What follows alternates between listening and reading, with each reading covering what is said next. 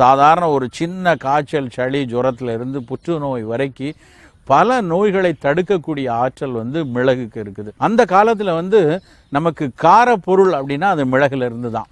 இன்றைக்கி நம்ம பயன்படுத்திட்டு வர்ற பச்சை மிளகா, சிவப்பு வரமிளகா எல்லாமே இடைக்காலத்தில் வந்தது. சில்லி அப்படிங்கிற நாடுல இருந்து வந்ததுனால தான் அதுக்கு பேரே சில்லி அப்படின்னு பேர். ஆங்கிலத்தில் அதுக்கு சில்லிஸ்ன்னு சொல்கிறது. சில்லிங்கிற சவுத் அமெரிக்கன் கண்ட்ரியிலேருந்து நமக்கு வந்த பொருள் தான் இன்றைக்கு நம்ம பயன்படுத்திகிட்டு இருக்கிற பச்சை மிளகாய். அப்போ அதற்கு முன்னாடி காரம் வேணும் அப்படின்னா நம்ம பயன்படுத்தினது பல நெடுங்காலமாக மிளகு தான். மிளகாய் அப்படிங்கிற பேரே ஏன் வந்தது அப்படின்னா மிளகு ஆய், மிளகை போன்று காரம் தருவதால் தான் அதுக்கு பேரே மிளகாய்ன்னு நம்ம தமிழ் மக்கள் அதுக்கு பேர் மிளகாய்னு வச்சாங்க.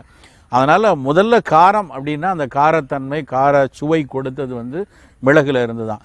இந்த மிளகுக்கும் மிளகாய்க்கும் வித்தியாசம் பார்த்தா ரெண்டும் காரம் தான் கொடுக்குது. ஆனால் மிளகாய் நம்ம நிறைய சாப்பிட்டோம்னா அல்சர் வரும்.